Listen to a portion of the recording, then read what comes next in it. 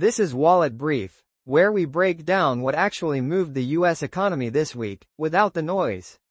If prices, interest rates, jobs, housing, or taxes are quietly changing your money, this is where you stay informed. Let's get into what really happened this week, and what it means for your wallet. Iran war latest developments are showing a new phase of diplomacy, but with a clear complication. President Trump is sending envoys to Pakistan to restart talks, while Iran is publicly stating that no direct meeting with the US is planned.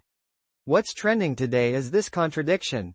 The White House says talks are moving forward, with envoys heading to Islamabad to hear the Iranians out. At the same time, Iran's foreign ministry has made it clear that any communication will happen indirectly through Pakistan, not face-to-face. Why is this making news? Because it highlights how fragile the situation really is. There is currently a pause in major fighting, but no real agreement in place. Both sides are still far apart, and even basic communication is happening through intermediaries rather than direct negotiation. The real trend behind the headline is indirect diplomacy under pressure. When countries refuse direct talks, it usually signals deeper mistrust. Pakistan is acting as a middle channel, passing messages between both sides, which keeps talks alive, but also slows progress. At the same time, the conflict is already affecting global systems. The Strait of Hormuz, one of the world's most important oil routes, has been disrupted, limiting energy shipments and pushing prices higher.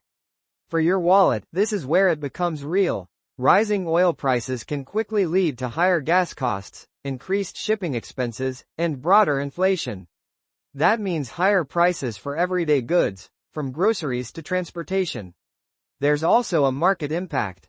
Geopolitical uncertainty like this tends to increase volatility in stocks, especially in energy and global trade sectors. Investors react quickly to both escalation and signs of peace. And right now, the signal is mixed. Talks are happening, but not directly.